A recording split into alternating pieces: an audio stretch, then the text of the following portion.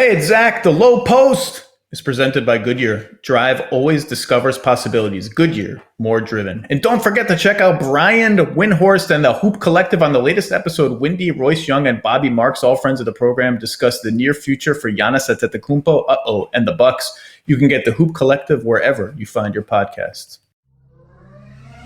And now, the Low Post. Welcome to the Low Post podcast live on Labor Day. The NBA on Labor Day, everything is weird and depressing and weird and weird and weird. And to talk about what promises to be certainly the most star-studded second-round series amid the four, and the one that maybe has potential to be the most interesting, I don't know, Rockets-Lakers. Welcome on ESPN's Tim McMahon and Dave McMenamin. How are you guys?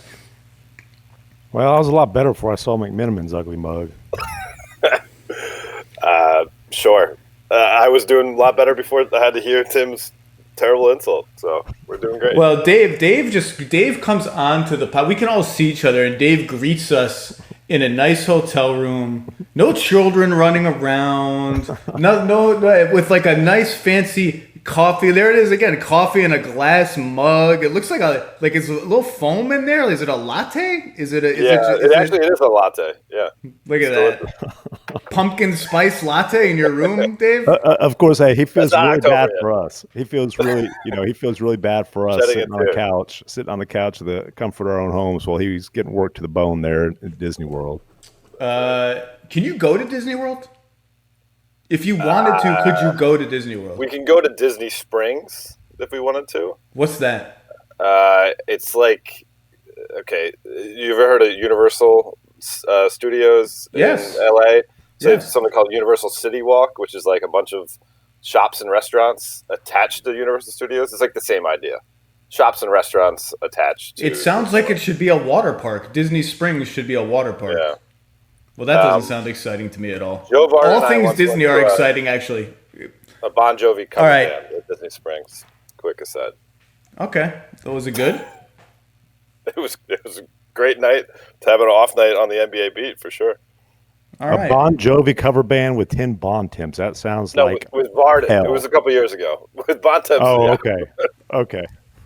Let's talk about Rockets-Lakers. It's 1-1 after the Lakers grinded out a not must-win, but important win, Game 2 victory in the bubble, wearing the Black Mamba jerseys, which have really grown on me. I think those look nice on TV.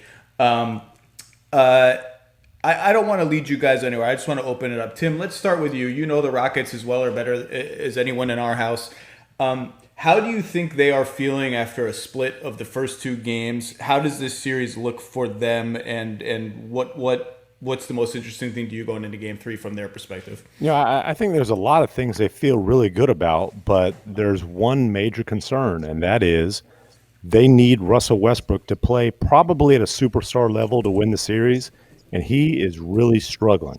And basically last night, and wisely, the Lakers essentially say, hey, we're going to take the ball out of Harden's hands as much as possible and dare them to beat us with Russell Westbrook, and he's just not capable right now. And, look, let's include the context, okay? He's coming off of not only a coronavirus, but then a strained right quad. It was a little bit of a surprise he was even able to play at all last series. He's been completely out of rhythm. The fact he attempted 7 threes last night tells you just how uncomfortable he is.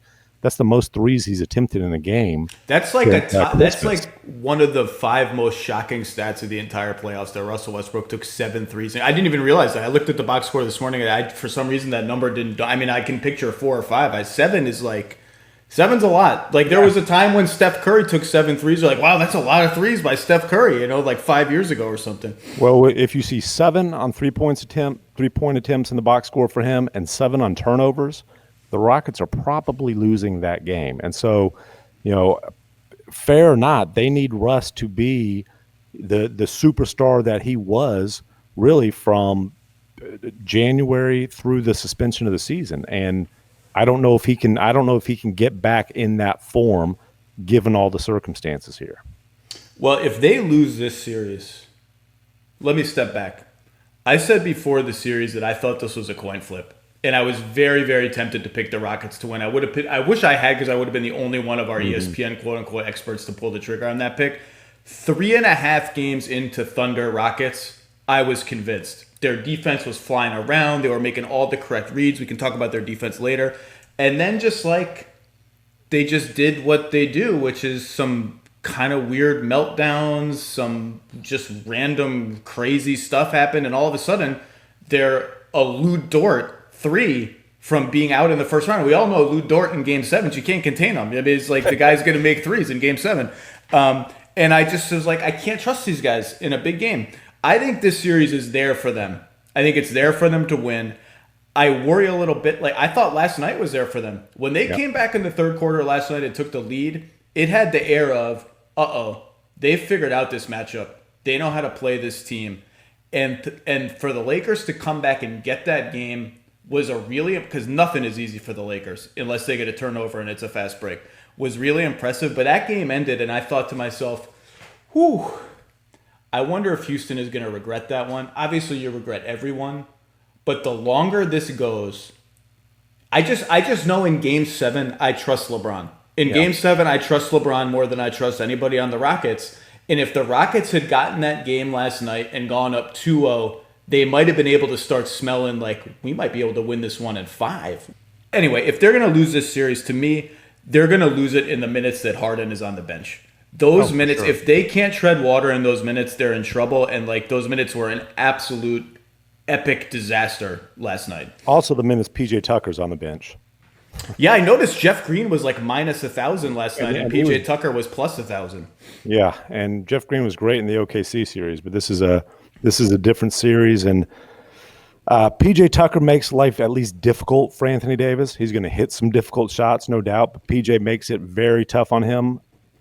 Jeff Green, he tried to take a charge with his cojones. That didn't work out real well. But you got to be Kyle Lowry to take a charge with your cojones. Kyle Lowry proclaiming that he has balls of steel. One of the great lines of the postseason. And by the way, we're not going to talk about Raptors Celtics because by the time this posts, they will be playing in 4 hours. So Toronto fans, I'm not disrespecting that the Raptors won games 3 and 4. There's just no point in saying, well, let's talk about what's going to happen in Game 5 when you're all going to be listening after Game 5 has happened. We're staying south. Yeah, we're staying south. We're staying in Texas/LA for the most part.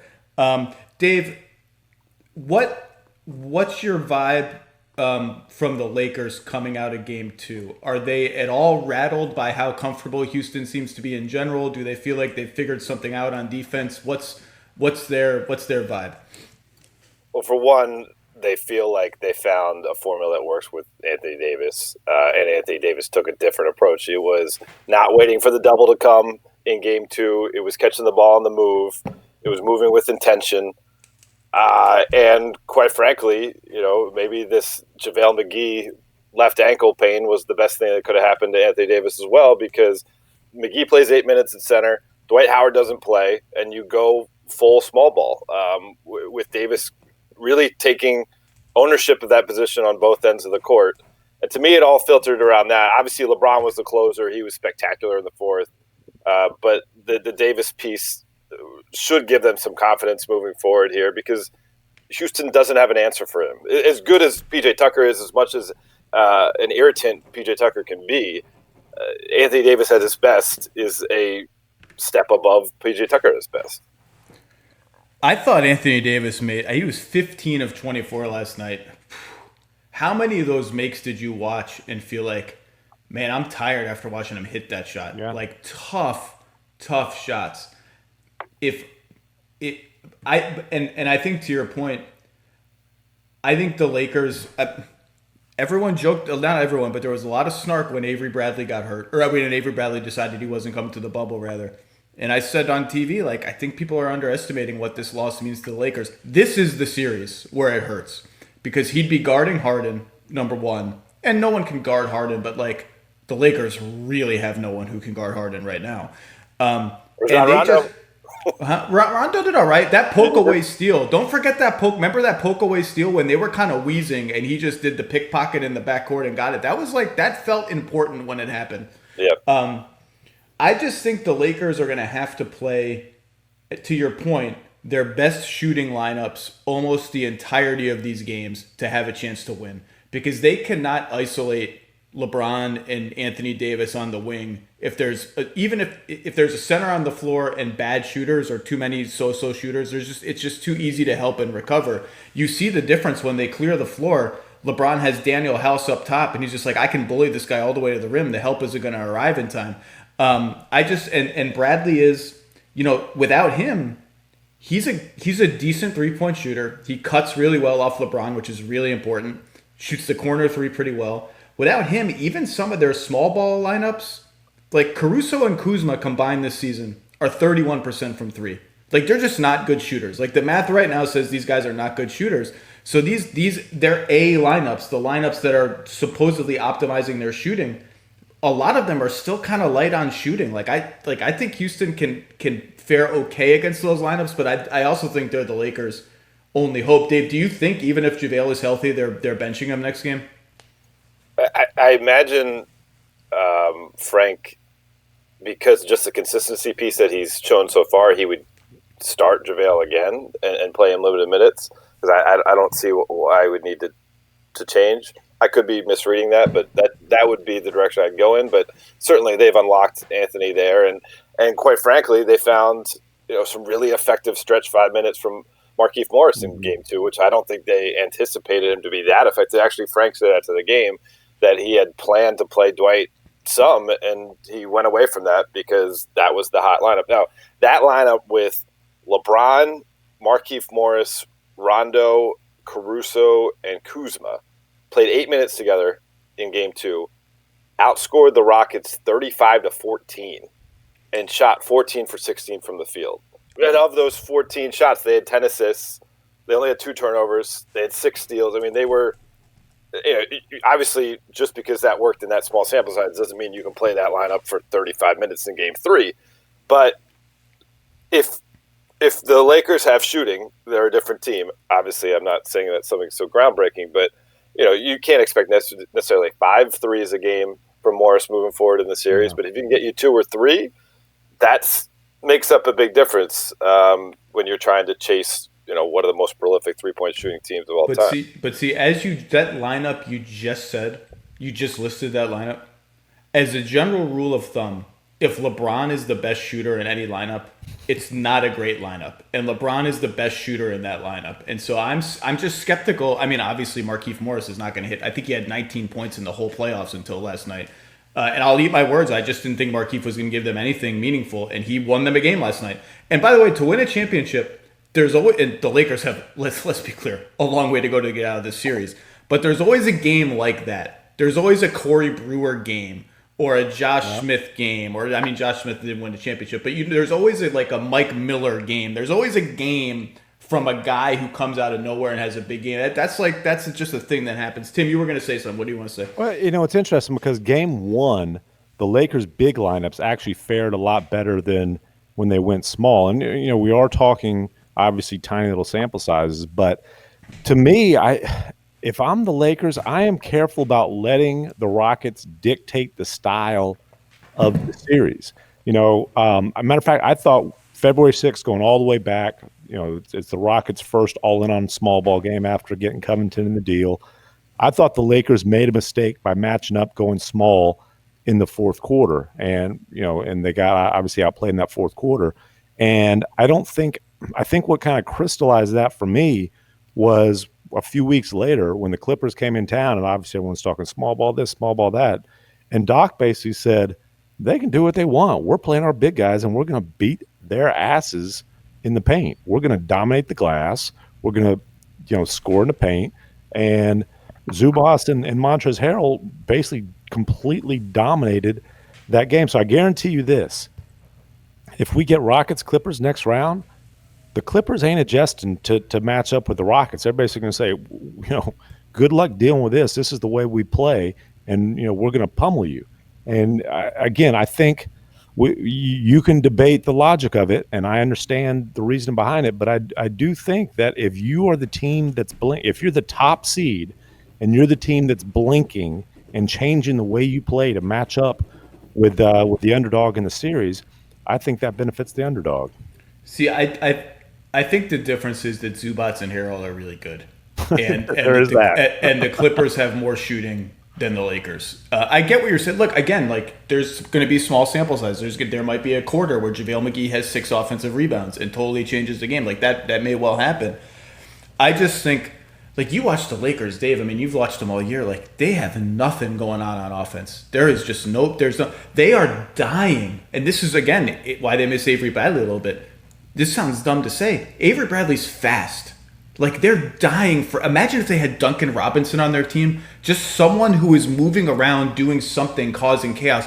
They're so slow. And if you're going to trap Harden on defense, even if it's like 50% of the possessions, 25% of the possessions, that means you're in scramble mode behind those plays. And I thought I thought yesterday was one of, doesn't show up on the box score. I think he was minus something. I think it was one of the best games Anthony Davis has played on defense this year. And that's saying a lot because he was outstanding all year. He was everywhere last night. I thought Kuzma, after a bad defensive game in game 1, had a really nice defensive game, making reads on the fly, switching here, veering over there, reading switches fast. And it's just hard. Like Dwight Howard can't do that. JaVale McGee can't do that. Like they can't scramble like that. So, we'll see. But I just like the Lakers, they're going to win. It feels to me after 2 games that the Lakers are just going to win this on the back of superhuman efforts from their 2 best players. And I think even like LeBron almost had a triple-double yesterday. I think he was 1 assist away or 1 rebound. I can't remember which. It just feels like there's going to have to be at least 1 game in this series, maybe 2, where LeBron is just playing bully ball the whole game. Just like you have Eric Gordon on me, I'm posting every time. You have Daniel House on me, I'm posting every time. And I get that the doubles are coming, the spacing isn't great. I'm LeBron James. You're just not keeping me away from the basket. And for him to have those kind of games, I just think they'd have to maximize. It just feels like that's what they need. They're going to need a monster LeBron game, at least a couple of them. Which is, obviously we know how good LeBron is, but there was a sequence in Game 2 where it was the third quarter. There was a foul that went against Rondo. Vogel decides to use his challenge. It seems like maybe it's interesting that you would do this at this stage of the game. Ends up being the 5th foul on Russell Westbrook, and I think the next possession that LeBron had it, he goes straight at Westbrook and gets to the cup because he knows Westbrook, can't foul and get himself out of the game. And so, like, that type of recognition he's going to bring. I don't know if you need to get 40 points from LeBron, and maybe I'll be mocked by bringing this name up, but the Lakers' 3rd leading scorer in the first round was Kentavious Caldwell-Pope. When you talk about them not having speed or not having, when he's the closest thing. He and Caruso are the closest things they've got. Right. But when KCP's locked in, he gives them pace. He's a guy who can shoot out in transition and take a outlet pass or just even, suck the defense in by sprinting to the corner and giving that space that LeBron uses so well in the open court. And so, I don't think they have the perfect personnel. I think I picked them in 7 over the Rockets. I think it would be a struggle. I think a Clippers series, if that happens, would be a struggle as well. But this is not going to be in like the analytics numbers, but they have that belief. They have belief, and that matters. 2 lineups I like that are going to be big for them. Last night they played it a lot. KCP, Green, LeBron, Kuzma, Davis. I think gun to his head, Frank thinks that's their best lineup. That lineup is minus 18 so far in the playoffs, which is a tiny sample size. It doesn't mean anything. It was plus 25 in 43 minutes in the regular season. That's kind of the model of the lineup that they have left. The other one that I'm surprised we haven't seen, frankly, Caruso, KCP, Danny Green, LeBron Davis. That's only played 5 minutes the whole playoffs, plus 11 in 5 minutes. It was very good in very limited minutes in the regular season. I just think Caruso just helps their team. Like when Caruso's on the floor, they play well. He helps their team. Like he only played 14 minutes or 16 minutes in game 1. That was not enough. He had like 6. That's true. He had 5 fouls. He had 16 points or something. That lineup, I think, is going to have to appear here and there at some point for them to win. And obviously, Rondo emerging complicates that. And I thought Rondo, he's a very polarizing player, but he was helpful last night. But I just, through 2 games, Houston should feel pretty good. I think Houston, the Lakers are like, our formula is our stars have to have unbelievable games, and Houston's formula is we're going to swing the ball and get a lot of open shots. Yeah, but at some point, Russell Westbrook does have to play at a star level for sure. And we also, I think, have evidence that the deeper a series goes, the less of a star that James Harden is. So, those concerning. And we're back to a Mike D'Antoni playoff rotation as well.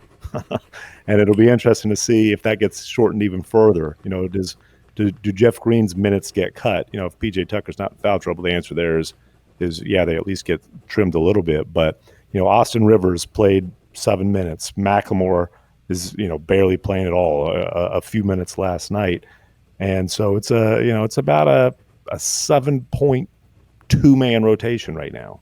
Well, let's just say it out loud. The Rockets have been at their best with Harden as the only star on the floor this year, and at their worst with Russ as the only star on the floor this year. And look, I'm not saying like that doesn't mean everything, right? Yeah.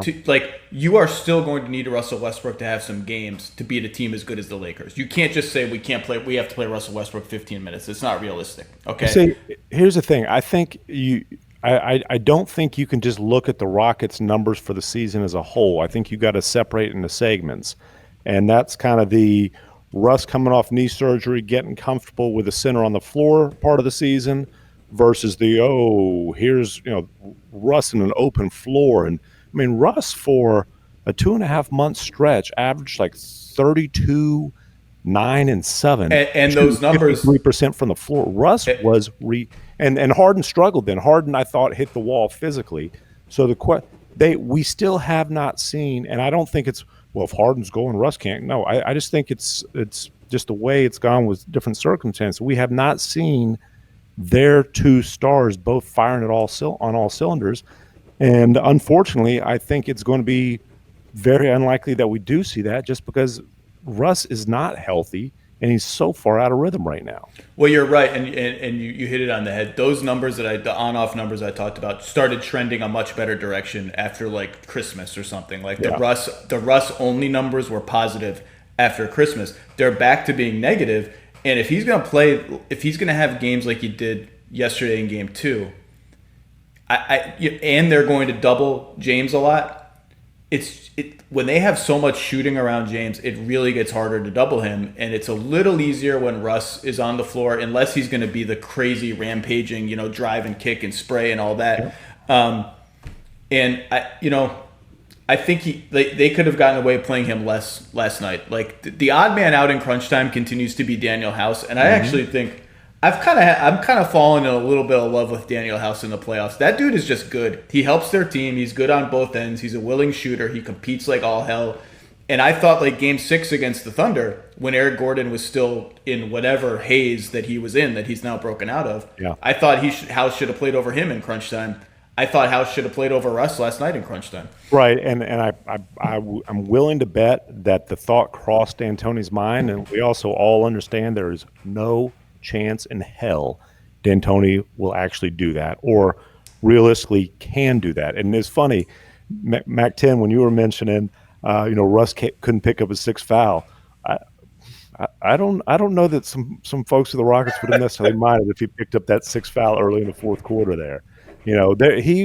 Russ sat for a stretch of like a few minutes in the fourth quarter, and I was thinking, boy, I mean, maybe D'Antoni's got the cojones to do this. I mean, I guess technically his contract expired. He might as well.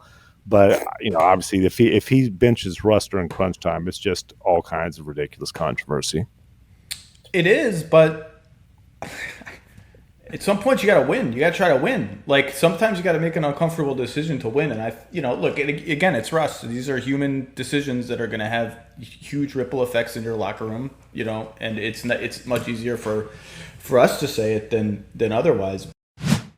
Dave, what did you think of the defense they played on Harden last night? Clearly, they came out and they decided we're going to mix it up. We're going to play a little zone. We're going to trap him, but a lot of times we're going to trap him with like 10 on the shot clock or 8 on the shot clock, and we're going to have to scramble behind that. What did you think of it? Is it sustainable, or are the Rockets Remember, Harden's been dealing with this since November. Like, the Nuggets hard trapped him for an entire game. The whole league copied it. Houston was confident they were going to be able to figure it out. They had enough shooting to figure it out. Is this sustainable, or are they just playing with fire and PJ Tucker corner threes? I mean, you got to give them credit. He goes from 36 to 27 in game 2. But to me, the number that's concerning, he gets 13 foul shot attempts, and you still don't have someone who can just stay in front of him. As rugged and as determined as Caruso plays, he can't do it. LeBron's actually done it more possessions than I anticipated him to do through the first 2 games, but he's not going to do it consistently. Rondo was picking him up, at 65 feet or whatever in the backcourt, and I'm sure that has some cumulative effect of wear and tear, but no, Harden's still a problem for them. To me, what really concerns me, though, is Ty Lue, when I covered him in Cleveland, used to use this term. If you get an open shot, like off a swing where it's so wide open, he called it a butt-naked shot. And it's been a nudist colony for the Rockets so far through the first 2 games. They are getting these wide-open shots, and some of these shots are just what they want. Like P.J. Tucker's probably gotten 4 or 5 shots in the corner. He's the best corner three-point shooter in the league through the first 2 games where there's no one near him, and he's maybe gone 1 for 5 on those shots. They got lucky. But Gordon's hit a couple of those shots where there was no one within 50 feet of him, and I think Covington's hit a couple. And that to me shows a crack in whatever the Lakers are doing defensive-wise that's working. There are those possessions where it's completely not working, and the Rockets are that good of a three-point shooting team where you're probably going to get burned if that continues. I think last night the Rockets shot like 41% from 3. It was the first time all season where they lost a game where they shot 40% or better from 3. So odds would suggest that if in game 3 they shoot 40% or better from 3, the Lakers are going to lose that one. I have 2 important questions for you. Number 1, if PJ Tucker had to compete against 4 Grizzly Bears for a loose ball, do you think PJ Tucker would get the loose ball? I kind of think he would. I don't think him out. If an elephant were boxing out PJ Tucker and the elephant had position on the inside, I think PJ Tucker would move the elephant out of the way and get the rebound. He might not get the rebound, but he'd at least move the elephant out of the way and hope that Russ or Harden could come swoop in for the rebound. That elephant wants no part of PJ Tucker. Absolutely no part of it. PJ may be concerned about the elephant scuffing his exclusive sneakers he'd be wearing, though. So he'll change at halftime. Yeah, okay, all right.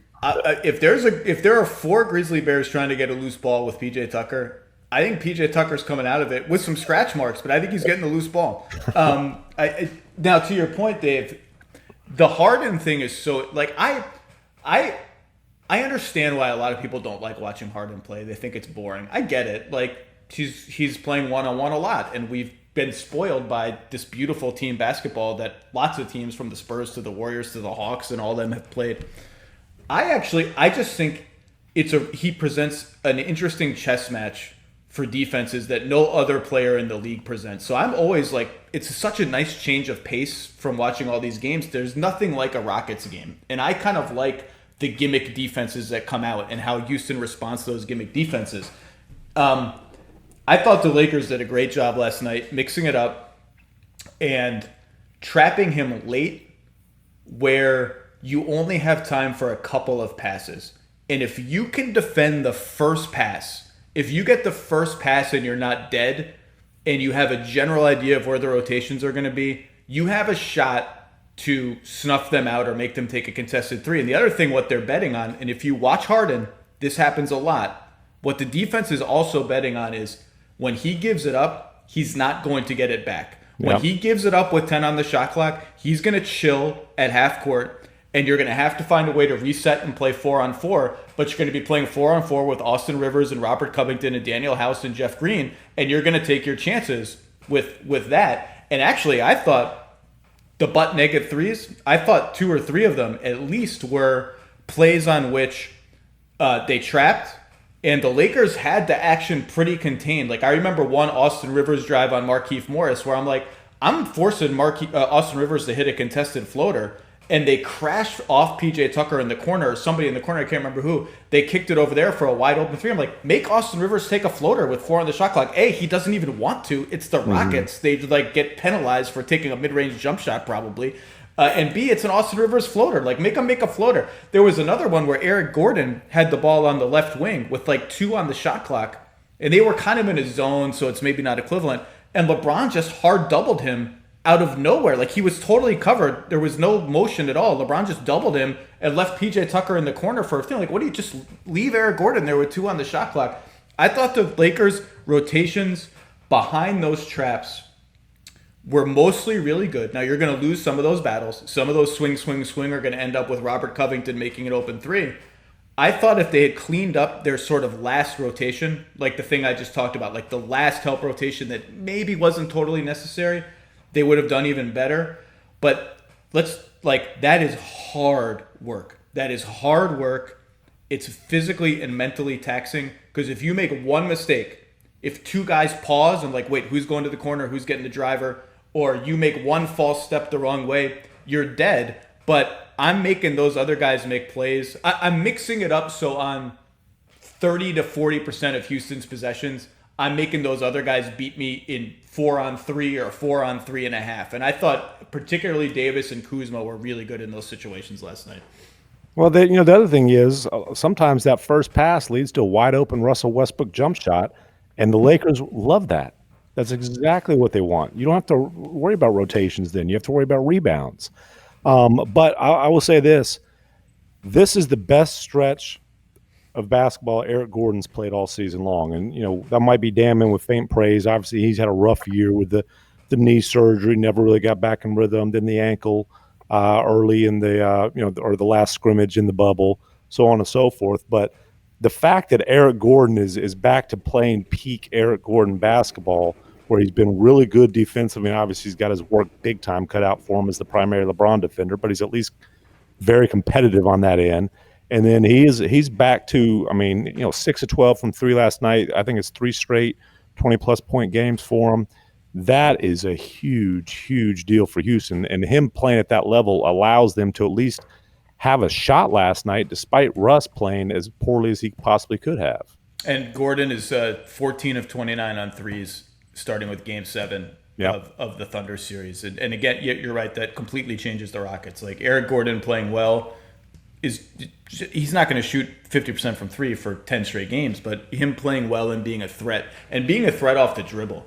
He just gets places. He doesn't even really beat his guy. He just kind of gets into him, and then he's at the rim. And defenses, when they see somebody near the rim, even if they're covered, they come, and that just unlocks exactly what Houston wants. It's just your instinct. Like, he's at the rim. Yeah, he might be covered. The defender might have his arms up, but he's kind of getting close to pay dirt. Like, we got to come. And Eric Gordon's good at spraying the ball out. Well, he's built like freaking Derrick Henry. Yeah. People don't understand. Like, people laughed when and I love D'Antoni. Everybody's top secret. D'Antoni's like, yeah, in his pregame game 1. Yep, Eric Gordon will be covering LeBron. PG will be on Anthony Davis. Anything else you guys want to know? And people are just laughing and mocking D'Antoni. Eric Gordon should have rushed for about 3,000 yards as senior. If he grew up in Texas, he'd rush for 3,000 yards as senior of high school. He is built like just a power tailback. I do like that Mike D'Antoni understands that there are no secrets. Like, some coaches, when I text them after a game, not head coaches, not necessarily, but like when I'm texting coaches after a game, like, hey, I saw this cut or this thing or whatever, they're like, oh, please don't tweet about that. Please don't write that. I'm like, do you think the other team is like if I'm a dumbass on a laptop can see it, like, the other team figured it out? I'm just like, and Mike D'Antoni's like, yeah, here's our assignments, here's what we're going to do. I even like the way he answered the Russ question last night. Like, we're going to let him play through it. It's Russell Westbrook. Like, he does imbue his players with a certain he gives them an allotment of failure, but active failure. Like, passive failure, not shooting when you're open, not driving when you should, that will get on his nerves. Active failure, he will just be like, keep Ben McLemore, keep shooting. Like, if you don't shoot, you're not going to play, but shoot. And I think that really, players have talked about it for a long time. Like, he's not on them for mistakes of activity, and I think that gives them a certain freedom and looseness that they can play with. But yeah, Gordon, speaking of defense, I wrote this when I wrote and I've written it about Houston quite a bit over the years, but it's more apt now. But it was in my Dort column, Dort versus Harden column last week. Part of Houston's, when they're locked in, and I noticed this in the Thunder series more than ever before, we say they switch everything, and they switch a lot of stuff, but when their defense is really locked in is when they understand when they should not switch. And sometimes that's based on who the players involved are. Like Eric Gordon is not trying to switch off LeBron if that means that Russ is going to be on LeBron, depending on who's screening and cutting and this and that. And he didn't switch off Chris Paul certainly down the stretch of Game 7. And the Lakers have dabbled, and I mean dabbled in like the most tepid way possible, with some like motion-based actions that are designed specifically to beat switches. Like if you go with like 8:45 left in the first quarter of, I think, Game 1, Anthony Davis off the ball went to set a screen for one of their shooters on the wing and then slipped out of the screen and got a layup. That kind of play is A, the Lakers should be doing stuff like that way more. B, that's designed to beat a switch. Like if you're going to switch, I'm slipping out before you get that switch done and I have inside water on you, I'm going to score. And the Rockets, for the most part, have seen that stuff coming and not switch. So it's paradoxical to say, but part of a good switching defense is understand when and how not to switch. And the Rockets have been like on point doing that. And if that continues, like this team doesn't just have a chance to beat the Lakers, they have a chance to win the championship. You don't think so? Tim just made a face. Well, again, the Rockets last night, the first quarter was a defensive disaster. Other than that, they have played literally the best defense in the league during the playoffs. And that I keep hearing that. All right, it's statistically. Like, congratulations. You played one team and then another team twice, and the other team that you just played twice has been on offense for like 5 months. Like it's not... Call me up when you play like the Heat a few times, or the Celtics. Like it's or the Clippers if you get to the next round. My point is, we all expect that the Rockets are going to be an elite offensive team.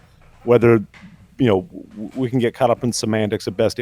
They are playing damn good defense. Is just the point. So yes, that gives them a chance. But they're competing. They're competing. Yes, absolutely. And Harden is absolutely competing, and that sets a huge tone. Obviously, P.J. Tucker always competes. Gordon is back to being the dude who shut down Donovan Mitchell in the first round last year. Gordon being an elite defender and being healthy, that's huge. It's something they haven't had all season long. We always talk about his shot making, but that's obviously there's a reason that he's guarding Chris Paul late in that series. He's guarding LeBron.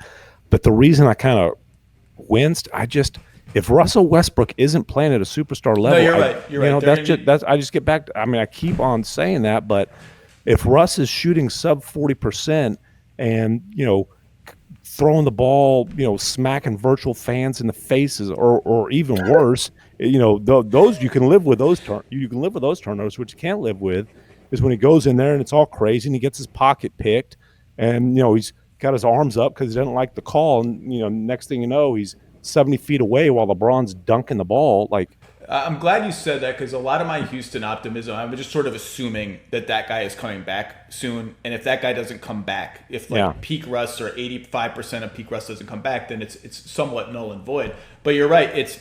They lost the game last night on missed shots at the rim and turnovers in the paint.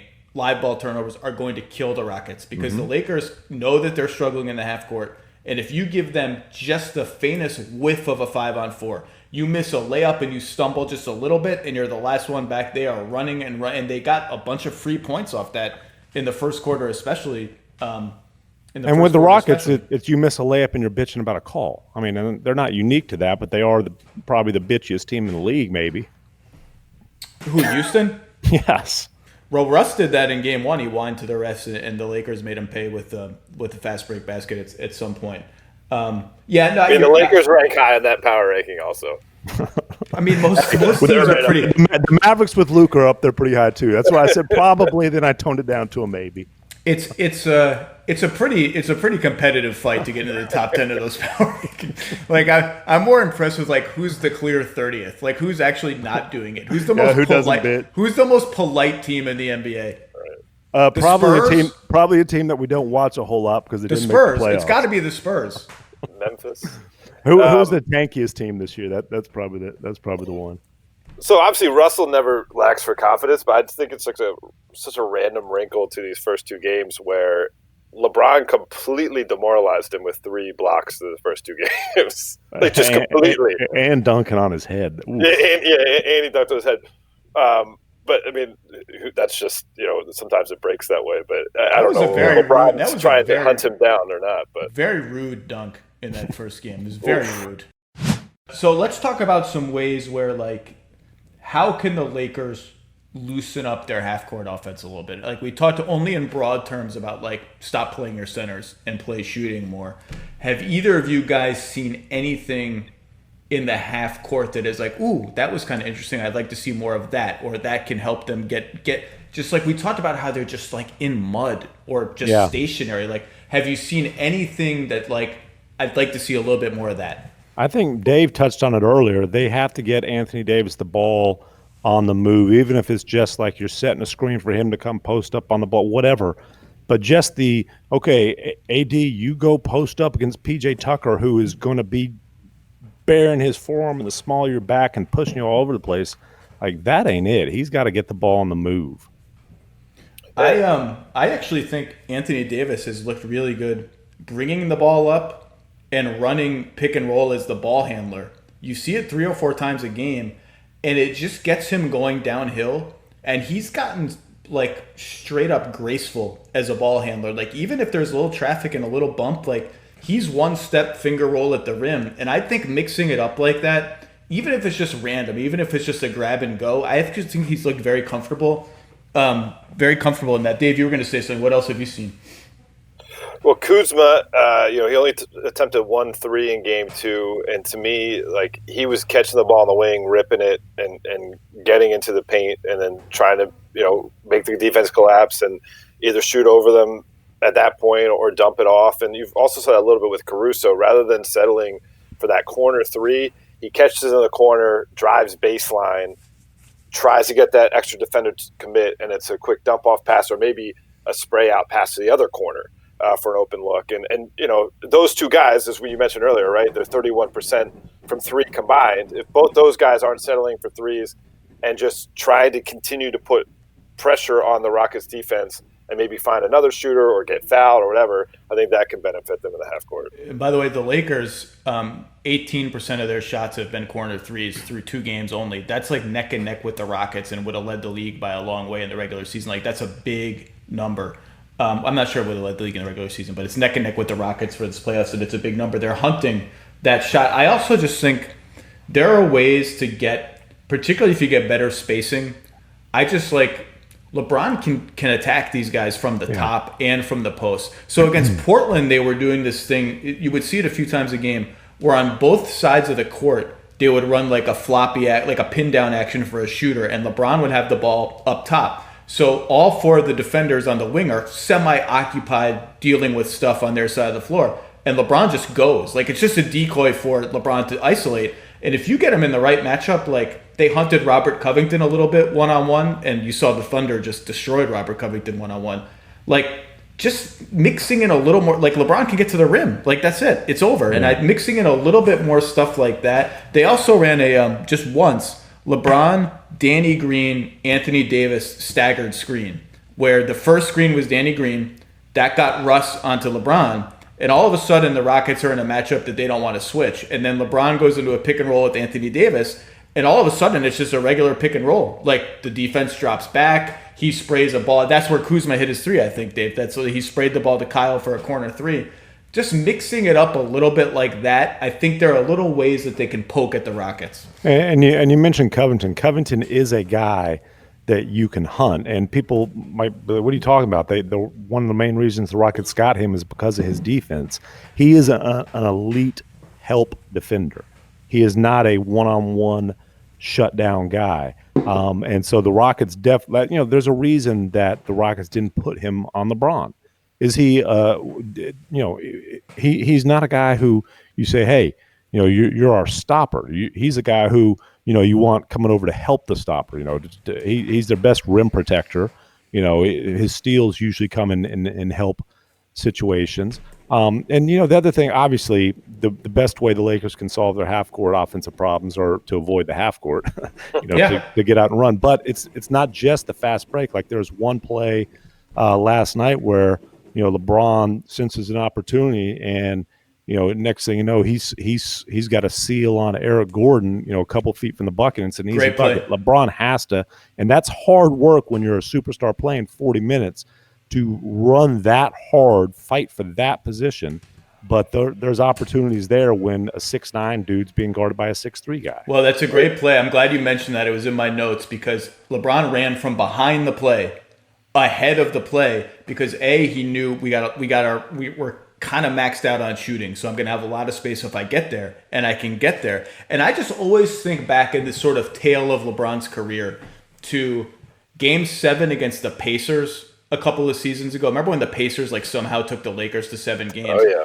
And in that game, LeBron was finally season is on the line. I'm posting up Lance Stevenson every single time we have the ball. I haven't really been doing this that much through 6 games because we got a little bit of an margin for error. Now we don't. I'm just going to destroy this guy, and they're going to send double teams and triple teams, and I'm taking us through this game by myself. I think he's going to have a game or two like that in this series. I think Houston is good enough to push them that far that LeBron, and not really Davis, because LeBron has it, you're not moving PJ Tucker backward. And if PJ Tucker's on Anthony Davis, that's jump shots for him. Yep. And LeBron's just such a much better passer, obviously. I just feel like that gear is going to have to be engaged. And I took note of that play that you mentioned, Tim, specifically because I was like, he's just going to, it's hard, man. The dude is 36 years old or whatever. How old is he, Dave? 36? 35. 35. Yeah. And he's third all time in minutes played.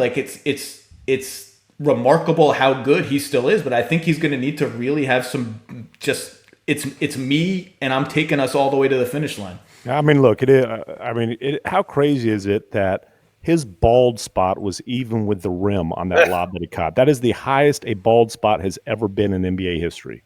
Wow. Just taking aim at the hair. You are so wrong. It's a compliment to his ridiculous athleticism at his advanced age. Advanced age? Well, I'm older than him, so I can say that. Me too. LeBron averaged good, though. He averaged 4.5 post-ups per game against Portland, and the only times it really stood out to me was when he got it going against Trent, because they had kind of a game within a game going on a little bit. I asked our research folks; he only had 4 post-ups in game 1. I'm not sure what he had in game 2, but yeah, I think you'll see more of that because no one can handle him there really. Now the thing is, people wonder, and I don't really subscribe to this, but sometimes you wonder, does he not do it more often because if he gets to the foul line, he's not 100% confident going there with regularity? And I don't know what the answer is there, but he's not Giannis, man. He's a good foul shooter. I'm not buying that. I'm not buying that. I just think it's hard. It is hard to fight for post position. It is hard to sprint the floor and try to get that early position when you're playing that many minutes and he's engaged defensively. Dude, that's asking a 35, whatever or however old he is, a guy that age to play with that much energy. That's playing every other day. That's a lot. And Tim, you alluded to this when you said the best way to cure their half court offense is to not play in the half court. The two battlegrounds that are interesting in this series statistically, other than sort of specific digging down, are rebounding and turnovers. And so far, Houston is winning those on its terms. Houston has forced turnovers on 17% of the Lakers' possessions. That would have been number 1 in the league in the regular season. That's a lot. And the live ball turnovers killed the Lakers in game 1.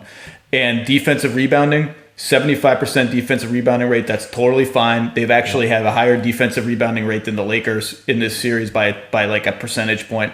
If those things persist, again, those are little bellwethers to monitor. And look, if the Lakers can't win the offensive rebounding battle handily, and they haven't, then I think that's even more reason to, instead of being hell bent on winning it, to go the other way and just play let's just play our best shooting lineups and give LeBron spacing, because we're not destroying them on the offensive glass anyway. And you look at the first quarter last night, which obviously was a total disaster for the Rockets, and they committed a ton of turnovers and they got beat up on the glass, and they just got basically run off the floor. And then they clean those areas up the rest of the game. And next thing you know, you look up and you're like, oh wow, we've actually got a competitive game here that was a 21-point deficit at one point. The one last thing when we talk about, obviously how they defend Harden is going to be the most fun thing to watch in the whole series. And I mentioned that I thought that Kuzma and AD were really on point rotating behind the ball. Yeah. The corner threes are a huge battleground in this series. So if listeners want to do this, if you look at just within 3 minutes left in the first quarter of game 2, Kuzma made a rotation that they're going to have to make a lot, and he nailed it over and over again. They trapped Harden, so they're zoning up behind the play. It's 3 defenders against 4 offensive players. Kuzma is on the left sideline, between Austin Rivers on the wing and I think Tucker on the corner. Or no, House on the corner. Harden passes to Rivers, or someone passes to Rivers. Kuzma stunts at Rivers, so he can't shoot a 3. It's like, I've taken away a 3. Rivers blows by him. Kuzma in that moment has a decision to make. Do I chase him? Where am I rotating if I'm not chasing him? You watch that play. He does an immediate U-turn to the corner because he knows, A, someone is going to pick Austin Rivers up in the paint. I don't know who it is, but someone's going to be there. And B, Daniel House is over here. I can't forget about him. I have to be there. That U-turn, Davis made it a bunch of times on point. Kuzma made it a bunch of times. Like that's the kind of thing, like, it's just hard to keep track of everything, even though these guys are the best in the world at it. Like, those little things, if they're going to play defense that way, and I think, like you can't give James Harden a steady diet of anything. He's too good. He's too smart. He's too smart. You can't trap him every time. Yeah. Yeah, people, I get, like you said earlier, I get not appreciating watching Harden, but the guy, talk to any coach who has had a game plan for him, and one of the first things, if they're not bitching about him getting the line, one of the first things they will mention is just how smart he is and how you might be able to fool him with something maybe one time, but if you give him the same thing, he's just going to pick you apart. And he is an elite passer and a brilliant passer in the sense that he makes the right pass every single time. Yeah, he's a really good passer, and then Jeff Van Gundy mentioned it, I think, on the broadcast last night, that he's an underrated passer. I think that's actually still true. For a guy who won an assist title, but people, it's like when Giannis made the joke, I want somebody who passes. Like, the dude's won an assist title. Yeah, it hasn't gone well for Giannis in the playoffs. Anyway, go ahead, Dave. We may not want to go too far down this road, but Kuzma does deserve some credit for his defensive development and commitment in this postseason. In the first round, he held Portland offensive players to 35% shooting when he guarded them, which was like 10% better than they did in the regular season. And last night, one of the more notable plays, like, we remember Caruso finding LeBron for an alley-oop on the break, which was great, but that was started by Kuzma, getting his body in front of Russell Westbrook and poking it away, and they ignited the break and, beating Russell Westbrook to the spot. And I don't know. So I've been impressed by, he's adding little wrinkles to his game. He's not the third option. It's not a big 3. He's kind of out of his depth if you're trying to make him that guy, but he gives them, a mixed bag, and he has the will to try to make this thing work. So it's he's the guy still figuring out who he is on this team. Pretty much everybody else knows who they are on that team, and so he's a fascinating watch. I totally agree. I wrote about it after the first round. All that's missing from Kyle Kuzma being the ideal version of him for this team is making threes, because he's defended hard. He's moved the ball. He defended C.J. McCollum okay for parts of that first round series, which is like, that's not easy, man. P.J. McCollum, it's like trying to catch a fish with your bare hands, man. That guy is PJ Tucker could do it. So PJ Tucker could catch a fish with one hand. He doesn't even need the second. He just catch him with his teeth. Maybe I should just devote the next 2 weeks to just imaginary, like, PJ Tucker versus animals fan fiction. Maybe that just should be the whole podcast. Bring on animal experts and be. Sure, yeah. Is Dr. Jack Hanna still alive? Young people don't even know who Dr. Jack Hanna is. Bring him on. Dr. Jack, here's an hour of film on PJ Tucker. Okay, PJ Tucker versus a cheetah. How does this go down? The cheetah obviously have a speed advantage. Okay. Well, the cheetah would have the advantage in transition, but half court, I'm taking PJ. I just think there's a lot to plumb here. Okay, you guys have a lot of work to do. Dave, how's Orlando? It's very basic living. I spend time from about 2 a.m. to 10 a.m. sleeping. Maybe if I'm feeling ambitious, walk the golf course a couple times, and then I go to the gym from like 2 till 2. I have to say, we saw your coffee mug. It ain't that basic living. Do you wake up? Did you take a shower? You look put together and do you just wake up with this McMenamin hair, all very nicely done? And I got a haircut down here, which was nice.